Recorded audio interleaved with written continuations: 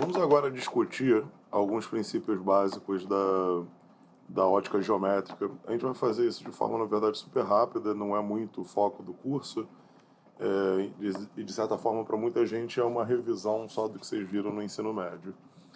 É, Existe uma discussão histórica com relação à natureza dos raios de luz, e a gente não discutiu muito nesse contexto, porque a gente já começou afirmando que a luz é uma onda eletromagnética, uma conclusão que se tira a partir das equações de Maxwell. Mas, obviamente, a luz se conhece há muito mais tempo do que o eletromagnetismo, do que as leis do eletromagnetismo, e, historicamente, grandes pensadores discutiram qual era a natureza da luz, e já existiam pessoas como Huygens, que teve um papel gigantesco dentro da ótica. Na verdade, a pronúncia do nome dele é super complicada, eu nunca consigo acertar uma coisa tipo Huygens, mas eu não sei pronunciar direito. E ele teve um papel muito importante na criação de telescópios e no entendimento das leis da ótica. E ele defendia a ideia de que a luz, na verdade, era uma onda.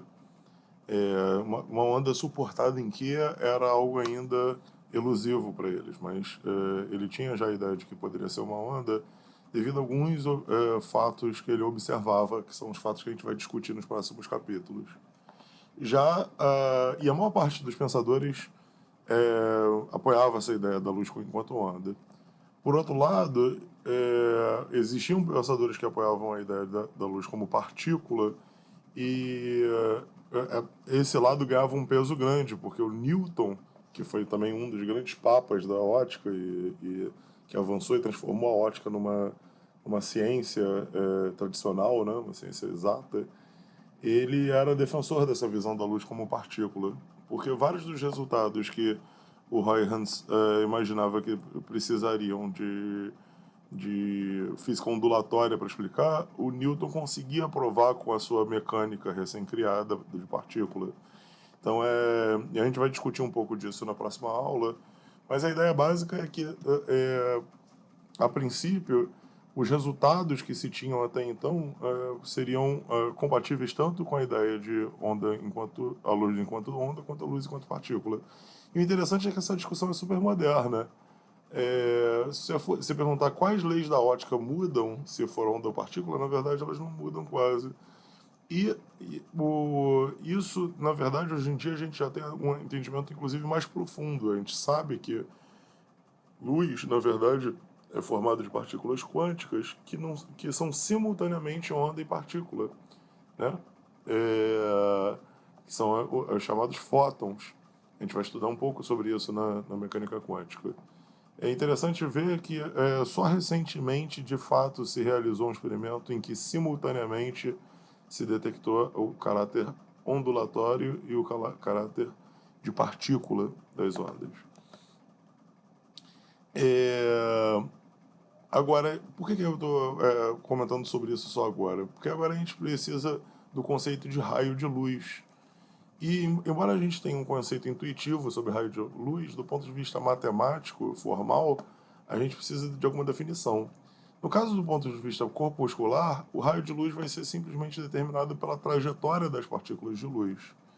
Enquanto do ponto de vista ondulatório, o raio de luz vai ser definido de outra forma, vai ser definido a partir das frentes de onda. Se você tem uma frente de onda, o raio de luz é essa reta suporte que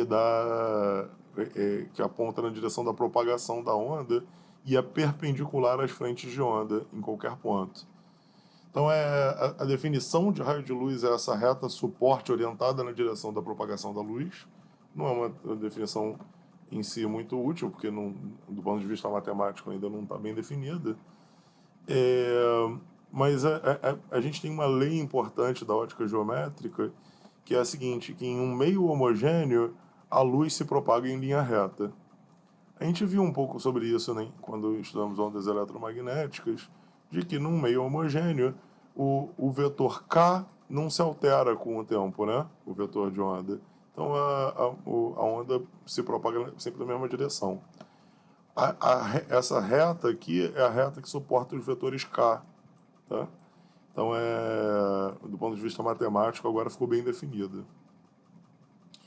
Então, é interessante pensar que os raios estão definidos em qualquer situação. Alguns casos evidentes são, por exemplo, quando você tem uma onda esférica e aí os raios apontam nessa direção radial, né? Os raios de luz. Já numa onda plana, você tem os raios paralelos entre si apontando na direção da propagação, né? Aqui está mostrado uma fonte pontual em 3 dimensões, tá? Com a frente de onda aqui é um pedacinho aqui da esfera. E aqui estão mostradas várias frentes de onda, né? São vários máximos da onda sendo gerada por essa fonte pontual. Mais uma vez, os raios estão apontando aqui em 3 dimensões, nas direções perpendiculares à superfície. Então, o raio pode ser interpretado como a direção normal à frente de onda. Do ponto de vista do eletromagnetismo, é a reta que suporta o vetor de Poynting. Então, matematicamente, fica bem definido os raios. Se você conhece a expressão da onda eletromagnética, você pode calcular o vetor de Poynting e aí, consequentemente, você tem um vetor que varre essa reta suporte, que é o raio.